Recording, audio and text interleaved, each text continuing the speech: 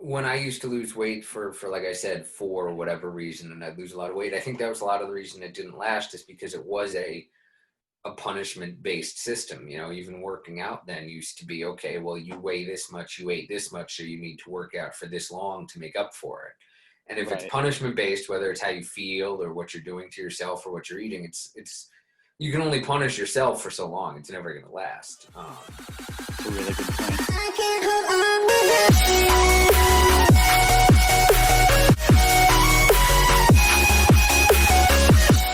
Hey guys, this is Ralph from Cel-Lab. Thanks for watching the show.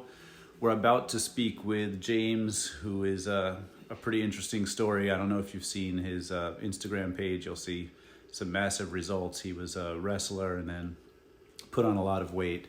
So he's kind of like a cautionary tale of things to do and not to do, which I think makes him a really interesting story. So check out this interview. There's a lot of really cool stuff. He's got an awesome personality and a really unique voice. I think he's very different than most of the people who are kind of like what you would expect as the kind of keto guy. So by all means, let's get right to it without further ado. James.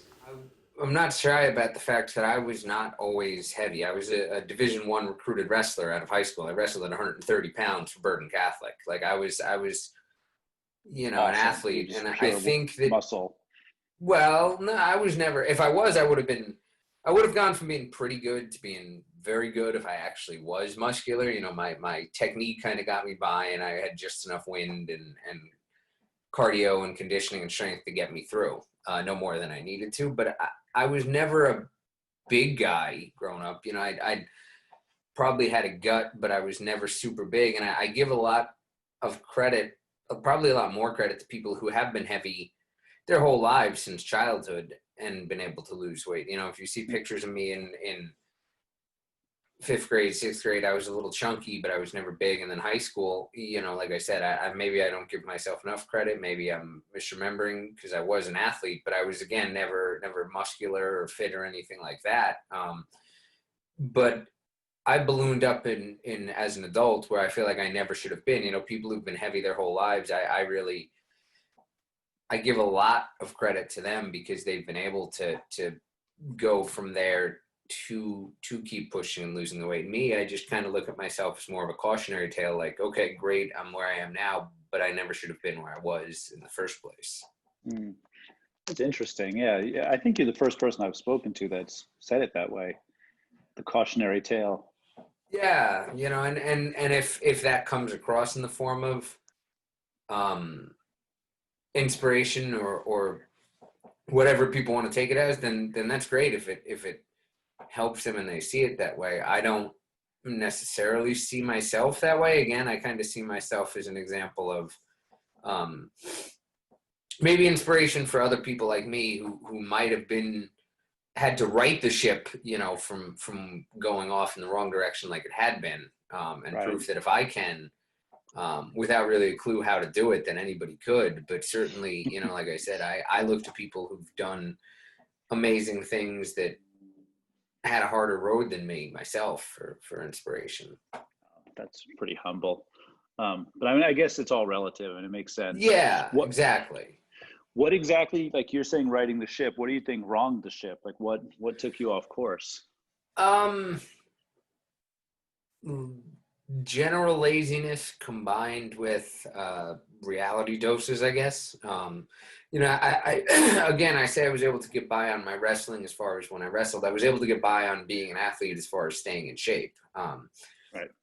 Especially a sport like wrestling where you're the number on the scale is what matters. Before you wrestle, you have to hit that certain number on the scale. Forget about performance-wise, and being at the optimal weight or fitness level to do a good job. You have to be at that number to actually get to do it.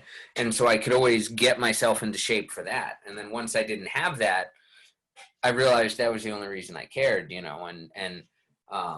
I had kind of built a relationship with food that was terrible, but as long as I was wrestling, it didn't really affect me. And then as soon as I stopped, that relationship was just, food was everything. Food addiction is something that I think people don't give a lot of credence to because, oh, whatever, it's just food, but it is real, and it is, you know, a comfort or a retreat or a source of pain for a lot of people, just like any other thing you can get addicted to. And that was definitely what happened to me. What was the, give me an example of like how that would happen, or like what the cycle was. Like something would go wrong and you would eat, or is it like, or wrong or right or whatever? It's just any sort of like a processing, any sort of emotional high or low, really, you know. Even going back to probably going back to wrestling, because you weigh in, you get on the scale, you know, the scale says what it says, and then you have about 2 hours before you get on the mat, or an hour and a half anyway. And the first thing I did when I got off the scale, and I think everybody did, was eat. Now some kids were smarter at the time. You know, I've been out of high school almost 20 years. They were smarter, and they had whatever antipasta or carb loaded, which now I would, you know, look at differently than then. But then they were the smartest kids around. Me, I would eat buttered rolls from 7-Eleven and mint Milanos and stuff like that, you know. But that attitude of emotion and excitement being associated with food was there then. And then if you won, your emotions were up here, and if you lost, they were down here. And I think wearing my heart on my sleeve as much as I do, my emotions, you know, they say don't get too high after a win or too low after a loss. That wasn't how I lived. I was always really high, really low. Right. And so, however I was, when you went home, you ate, because you had that. Realistically, it was because you had that day or two or whatever it was buffer before you had to drop down and get on the scale again. But by the same token, it kind of became, okay, well, I'm eating because I'm happy, or I'm eating because I'm sad. And I think that as I stopped wrestling, the food was still tied to all those emotions. Yeah, it's such an emotionally charged moment to then have food be, you know, tied into it. It's not your average human experience, you know. It's like it's abnormally charged. It really is. Yeah, and I can't. I fault my reaction to it more than, because I mean, wrestling is a sport that you know, was losing some numbers, but there's still hundreds and thousands of high school kids that wrestle every year, and a very small fraction probably gain 110 pounds after they stop wrestling. It's not many. So it's not the sport that does it. It was my reaction to it and how it became associated to it. But I also feel like more people are talking about how there are eating disorders, you know, attached to these kind of emotionally charged situations. Like, yeah. You know, yeah, somebody I spoke to this morning, Keto Brian, who I don't know if you've seen his page, like he was saying the first time he heard ED, like you think it's erectile dysfunction, but it's actually eating disorder, because it's such a prominent problem, yet it does get like kind of back page treatment. And I think, listen, in 99% of things, females have had it a lot rougher as far as things that get back paged, and I never want to take away from that. Eating disorders, especially for men, though, I feel like, you know, that's such a, like, whoever would think that a guy, would have an eating disorder. I mean, who's the funniest guy at the party? It's usually Chris Farley. Like, you know. Yeah, it's true. I mean, we're a victim of the stereotypes and cliches and stuff. Yeah, you know, and like I said, that's, again, everybody has a different reaction to it, and I feel like I have to have some accountability for that anyway. Not that anybody else does or doesn't have to, but for myself, I have to take ownership of that, and I don't know that until I did, I could have tried to make a change. Yeah, that's probably true, because I mean, when is this that you made the change? Is it 2019? Yeah, so I'd been up and down the ladder a couple times. Always kind of event driven, just like wrestling. You know, again, you're making weight for something. I was in a wedding when I was in my 20s, and I got into really good shape for that. And then when I got married when I was 30, I got into really good shape for that. But then once that's done, what's the motivation? Like, what's the, you know, there was nothing continuing to push me. So it was last year after my daughter's first birthday. So she turned 1 January of 2019. So awesome. Congrats. A couple weeks after that. Thank you. Yeah, she's, I mean, you know, she was a lunatic who's still a lunatic who, you know, I had a hard time keeping up with when she was 1. you know, and no so doubt. maybe it is event driven as far as being able to keep up with her for her life. Well, that's a nice long event to work with. Exactly. At least it'll stretch out over a longer period of time. You know, I started looking at my father was a college All-American wrestler and this and that, and he was the same age that I was when I had my daughter. You know, I'm the oldest of my brothers, so he had his first kid in his early 30s or mid 30s too, and he was still on the mat coaching and competing and helping to train me and my high school contemporaries when I turned 18. And the way that I was living, I wouldn't have been able to say the same thing for her for whatever she wanted to do, you know. Well, you've changed that. That's a pretty cool reason why. Yeah, it was a wake-up call, I guess, you know. It's cool. So you have one daughter? Yeah. Well, she's 2.5 right now, so I don't know if you have any kids, but when they're I have one who's turning 3 in next month. So I had a 9-year-old. Yeah. So you see that when they're 2.5, they're really 2 kids, you know. So I have one, but she goes from being the sweetest thing in the world to the opposite of that. So no doubt. It's funny because it's like my daughter's a nuisance, but I also think it's one of the best qualities about her because I like that she's able to stand up for herself and yell at us. Yeah. And, you know, whine about something, and you have to turn the head away a lot when you want to laugh because you're supposed to be mad at whatever they're doing, and it's so funny. It's not right, but you have to hide. That's one of my hugest problems. I break character by laughing all the time. I mean, it's not the best thing, but it's also not the worst of all, you know. No, even dumb little things. Me and mommy are gonna go to the store alone. You stay here, okay? Well, you can't be yelling at me, but how do I not laugh at that? Yeah, that's cool. So, what in 2019? What was the catalyst to get you started at that point? I mean, so it was her first birthday, you know, and like I said, I was really. I think both of us, my wife as well, we were both feeling pretty sluggish. The whole party, I think we had, like I said, she was about a year old, and we'd been since she was born. Pretty sedentary other than work. You know, she worked in a place where she was on her feet all the time. I worked at a pharmacy where I was on my feet all the time. But other than that, we didn't do much of anything. And then we had this party, and I know after the party, even 2 days cleaning up from a party, like whatever. I'd always been a social guy. I don't know if it was because I was 30 or I'd been lazy for so long or what, but I just remember being shot. Yeah. Just from that. And she suggested keto. And honestly, at the time when she did, I didn't know much about it. You know, I feel like you probably talk to a lot of people who say they did a lot of research and this. Yeah, and that. Research has been one of the big answers I've been hearing. Definitely. Yeah, no, that wasn't me. If you have anybody who's going to jump right in, you know, I always say, measure twice, cut once. I say don't measure and cut myself. That's kind of what I do. I mean, I definitely, I didn't know what I was eating, and I kind of slow transitioned into it, but I did think I need to make some kind of change just to try and again, like I said, I remember right around that party, just even basic things like having a party for my daughter felt exhausting. But keto was just something I thought I would check off the box. You know, I told somebody the other day, I thought it would just be another thing that I could say I tried and maybe keep feeling sorry for myself and being like, look, I even tried this and it didn't work, you know? Was your wife also trying it? Is this like, you did it together? Yeah, we did it together in the beginning. She's on a different program now. I don't exactly know how to pronounce it. It's a kind of a meal replacement program that it seems to be a lot more comfortable for her. But we both started at around the same time. And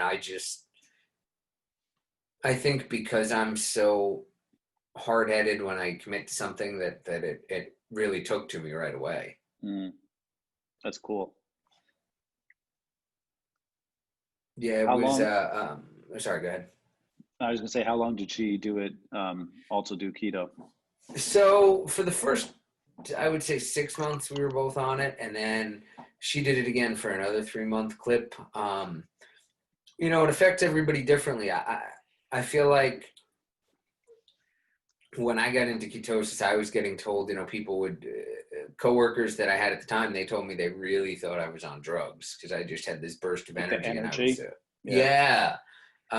She didn't get that feeling, What and did she get, like the stringy feeling? How did she feel? she was just the opposite. Like, I guess my body processed it as energy and hyperactive and all positive things, and hers was maybe a bit more, it just didn't feel comfortable. Like I know there was times she was more easily agitated because of it, and then it would really seem to put a drain on her, and she would just feel more slow and sluggish, which I've heard does happen to some people. I mean, it's so hard for me to comprehend that it's not for everybody, but it's not. I've had such positive results that in my head I'm like, oh, of course it's for everybody, but it's not.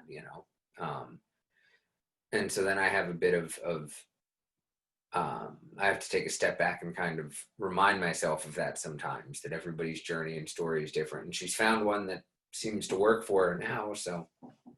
No, it's awesome. I mean, it's like if she's feeling sluggish from something, what's the point? And the whole exactly. catalyst for you was like feeling sluggish at the party. It doesn't. Exactly. I mean, and I when I used to lose weight for like I said, for whatever reason, and I'd lose a lot of weight, I think that was a lot of the reason it didn't last, is because it was a punishment-based system. Even working out then used to be, okay, well, you weigh this much, you ate this much, so you need to work out for this long to make up for it.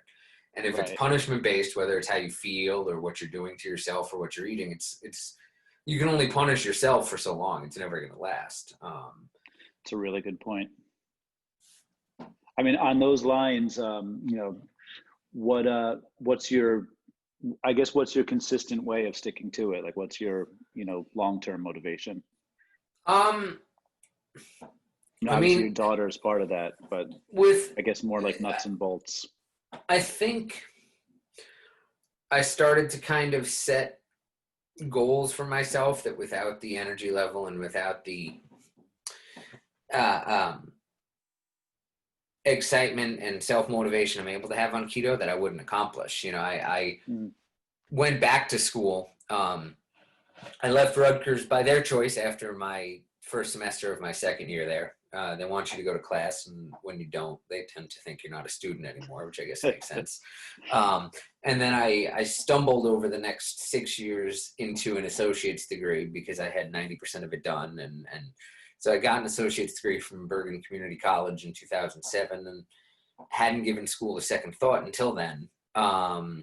So I started going back to school again and got serious about starting to want to go back to school. And then I wanted to compete again. I spent a few years as a local independent pro wrestler in New Jersey, which was fun, and I met some great people and awesome, but it wasn't competition, winning or losing. And I love that and miss that so much that I want to get back on a mat and compete in some form of combat again. And those are, I know I can't do either one of those two things now without the energy and the ability to push through that I have on keto. So I think those are probably after I lost the weight, like you said, it's kind of like, what now? And so those kind of became the next two things to push towards. Are you doing that now? Like, how would you compete? No, so I'd like to get back into Brazilian Jiu-Jitsu, which is a totally different sport, but something that I think is fun and kind of as an adult is a bit, especially out in Southern California, this is kind of a hub for it, so there's a lot more options. But no doubt, definitely I picked, planning on starting the beginning of this year, I picked a rough time to try to start something Not where you're in close physical contact with somebody else. Yeah. Yeah. No, so I don't even know if the gyms are open. I certainly would not want to go into a situation like that with a bunch of strangers I don't know. And if I was them, I would not want to let somebody I don't know come into my situation like that. Fair enough. So I'm just trying to be physically in shape and ready for when that is an option again, to go back into the gyms. The technique of it I'll have to learn then, but if I can be as in shape as I can when that time comes. No, it'll definitely help. I mean, all these things translate. Yeah. What have you thought about coaching wrestling? Yeah, I mean, I did a year at Bergen Catholic at my old high school with the JV there and loved it. That's kind of I'm going back to school to get my teaching certificate. The goal when I got out of high school was to be a history teacher and coach wrestling. That was the straight path, and then Right. somehow I got off the interstate and onto the local roads for the last 18 years. But yeah, took quite a few turns, ended up on the 46 over there and but now I'm that's the goal, is to get back to being able to do that. Most places in New Jersey, I know you can't be a paid staff member of a high school, coaching staff member, unless you work for the school district. I don't think California is the same, but generally they try to hire people from within the school district. So they'll Yeah. hopefully go hand in hand. I wonder if you could do it for a university also. Probably. I as far as could I get hired according to their bylaws? Yes. As far as would I have a resume right now that would be flush enough to do it? Probably not. You'd probably need a connection as Yeah. far as like someone else who's the head coach hires you as the assistant. Exactly. Or, Exactly. Something like that. I think, given my story, as crazy as it sounds, again, I went to a place where you didn't see a lot of redemption stories. There was a lot more straight and narrows at Bergen Catholic. Right. And again, you make your world, you when I got to my early 20s, I was who I was and I did what I did, but I hadn't seen a lot of those in high school. And I think that if I'm able to go back to school and graduate and then start competing again and do all these things, I'm just a story that somebody can look to that, okay, I don't want to have to get my teaching certificate and my bachelor's at 39 years old. But if things go wrong and I do, I can, because this guy did. Yeah. So no, I think in that sense, high school is somewhere where I feel like maybe I could be more useful to them in that regard. That's cool. Yeah, there's some truth to that. I mean, I think either way that you'd be useful in different regards, but that's a cool one, because I think that age is, I mean, since I grew up in New Jersey, I know how like rigid it was, it's like, right. Be awesome. I wish I knew some of the possibilities I found out when I was 25, 30, right. when I was 15, 16, I don't want to use the shelter. I don't want to say sheltered, but a little, you just don't realize how many different means there are to the same ends. And if you don't take the same means as it seems like everybody else around you is, or everybody in a position of authority who's already gotten there is, that's okay.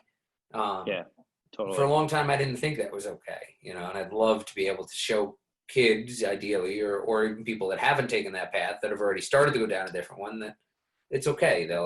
They can get where they want to get to. Yeah, no, it's cool. It really is. There's a lot of ways to do things.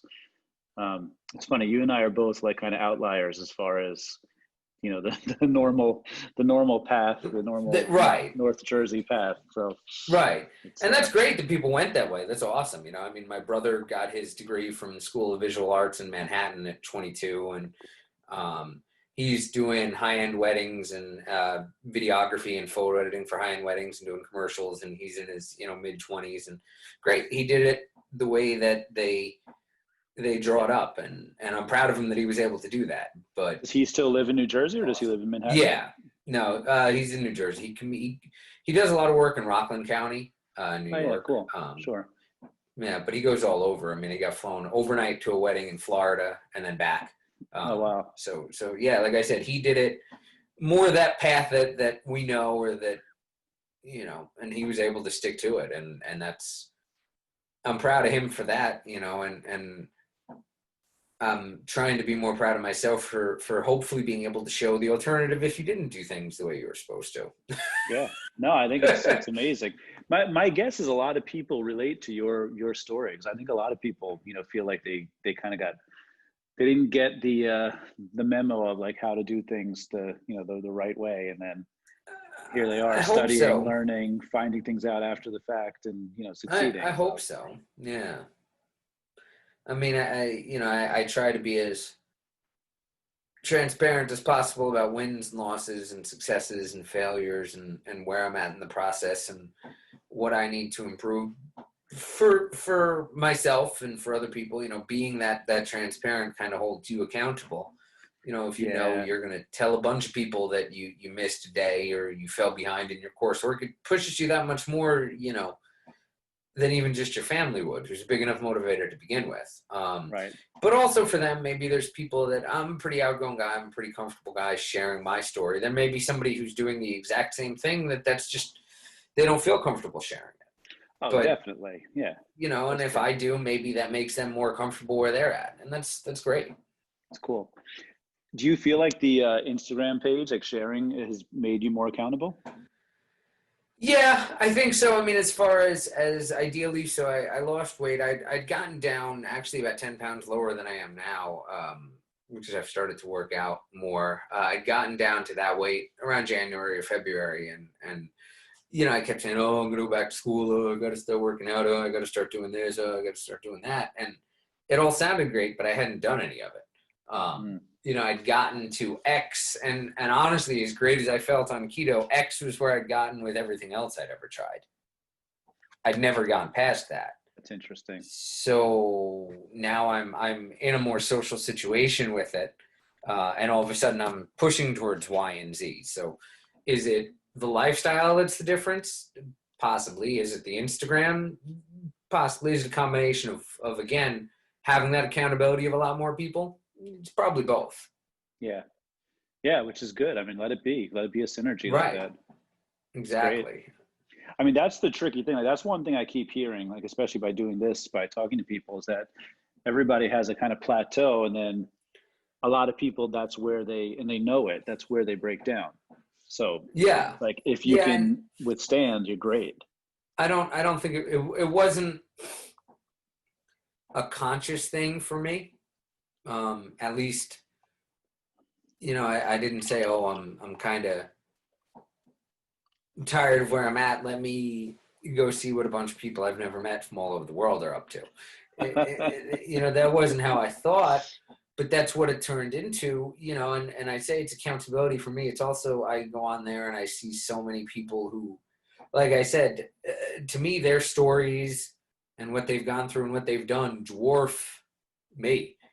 What's one page that you're like, that's the story, that's the most inspirational thing I've seen? Well, there's so many. There's one, there's a couple actually. Her name is Sweary Keto Mom, Denise. She's become a pretty good friend of mine. Her and her husband, Curse Carnivore, they have I think they've lost about 300 pounds together, first of all, which, I mean, I could end it at that. But, you know, they've also done it all with 3 kids of varying ages, you know, and starting a business at the same time. And, you know, I look at that, and that to me is pretty incredible to be able to do it with your significant other. Like I said, while you have so much, I know what it's like with one kid who's not in school and working in a business that I can go home at and disconnect from. Right. Forget about trying to run my own business and having 3 kids in various ages of schooling, you know. So that's those 2, definitely. Dave and Denise are 2 people that I see constantly. That's cool. I'll put that in the notes when we gather this. That way people can see that. Yeah. I feel like I heard his name. I don't think I've seen her. It's possible. She's been around for a while. He does a lot of carnivore challenges and everything, so he kind of takes the lead in a lot of ways. So that right. Could be why. Could be. I also might be wrong. Yeah. We'll see. I'll check later. My memory's not awesome. I'm 45 and I got 80 things going on. Right. So it's like the Al Bundy syndrome. You know, you remember one thing, but you forget where you live. It's totally like that. And it's getting worse, but I mean, it's so good for us to have, you know. I'm in a fortunate position. I got a lot going on. I also wanted to ask you, like, if somebody's starting out, and I think a lot of people who are going to watch this are going to be in the beginning phases, you know, they're just gathering information and stuff. So if somebody's starting out, what's your advice? Like, what's stage 1 for them? What should they look for? I guess the first thing is know, this is going to sound super weird. Good. Don't go on social media, or especially Instagram or anything like that to get started, but don't feel like you have to be that. I'd lost, like I said, I'd lost most of my weight before I started. And that's kind of a good thing, because I'd go on there and when I first started and see these people that should be on, the Food Network, really the stuff they make is so good, and it's keto. And I feel like, I got by for the first 7 or 8 months on eggs and bacon and pepperoni and almonds, and that's it. And that's what worked for me. If you're somebody who can do amazing things in the kitchen and you like to experiment right from the start, go ahead and do it. But I worry, or I get nervous sometimes, even myself, that they see, people going out and going on all these crazy expensive shopping trips and then trying to make all these crazy things in the kitchen, which I do too, but I feel like you don't have to do that. Right. There's a simple way successful also. Diet. Right. It's funny you say that, because somebody who I spoke to a couple of days ago, Stephen Downer, he was telling me that he'd be happy with eggs all the time, every day. I mean, I've done a couple of egg fasts. You can do some cool things with them. I couldn't eat 3 omelets a day. Right. But I've made, egg puddings, and I used to put them in my coffees and this and that. So you can definitely change it up. And that's the other thing I say. On the one hand, don't feel like you have to be a professional chef. On the other hand, if you think that keto is restrictive, then you're not doing it right, because it's really not. And that's the other thing that I tell people. If you feel like you're a couple weeks in and you're just like, oh, I can only eat the same things, then reach out and ask, because maybe you're not reading the labels right. I wasn't at first. I was eating the little Sargento snack packs that had the fruit and the cheese and everything. I was eating those for the first 2 weeks. So you could need some guidance there, because it's definitely, unless you're trying to eat out every day, it's not a restrictive thing. You can grab yourself stuff to eat at home and do just fine. That's a really good point. Seriously. Like, it's more accessible than I think people might believe. Yeah. I don't think if it says the word keto on there, a lot of people think it's okay. And it generally is. If it's something that sounds like it would work, if it's meat, if it's cheese, if it's high fat, there's people that do it a hell of a lot healthier than me. They can eat 5 avocados a day. I don't like avocados, and they eat much healthier fats than me, and that's great. But you can do it without, like I said, I just feel like people hear it and they think it's restrictive. And I haven't, unless I chose to make that the case, I haven't found that to be the case. Yeah, I think it's true.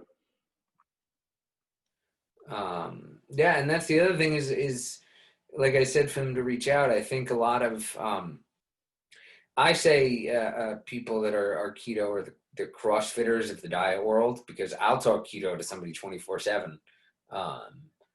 All the time. So when I say reach out, people can reach out to me, or I think anybody that they see has a story that speaks to them. I would be shocked if they didn't get a pretty positive response, because I haven't found anybody that I wouldn't recommend somebody talking to. I haven't found somebody that I said, oh, they lost a lot of weight and they look great, but they're a real jerk. I haven't seen that. It's so true. It's everybody I speak to is incredibly polite with me. And yeah, it's a really interesting point. Like, everybody wants to talk, wants to share, wants to get information. I think some of us try to dispel, because there's a lot of, first off, there's the whole negativity around eating fat and then getting fat and this and that. And I think a lot of us probably just want to dispel that.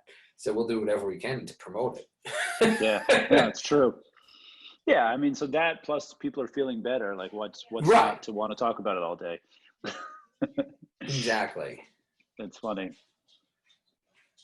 Oh, this was awesome. I actually have to run, but this is a great conversation, and yes. So your story and voice is a little different than what I've spoken to so far. Right. So you're going to reach different people, which I think is really interesting. That's how I've been described for most of my life, is different. So. Me too. So we seem to be twins. Yes. All right, awesome. Get All some right. rest. I know you've been working all night. Oh, Thank you yes. for your Thank you, time. man. It's amazing. Have a good one, man. All right, you too. Bye. Bye-bye.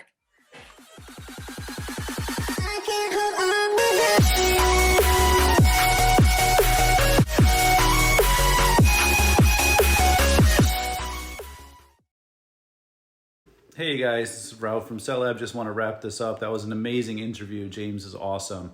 He's got such a unique perspective, and I really think he speaks to a different group of people because he's more of the cautionary tale as opposed to the person who was, overweight for years and years and has made the shift. So like he says, he thinks he's a little bit of a different story, and I agree, and I hope a lot of people relate to it.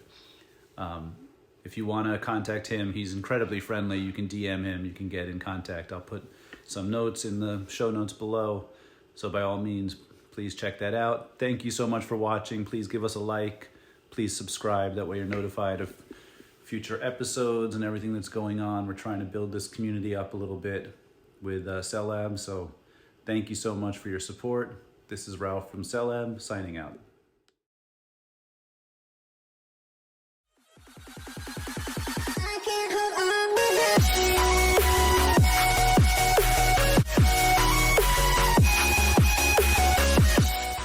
Guys, thanks for watching. Please go ahead and click the little circle over there and subscribe to our channel if you enjoyed this content. We really appreciate it. Thank you so much for watching, and thank you for all your support.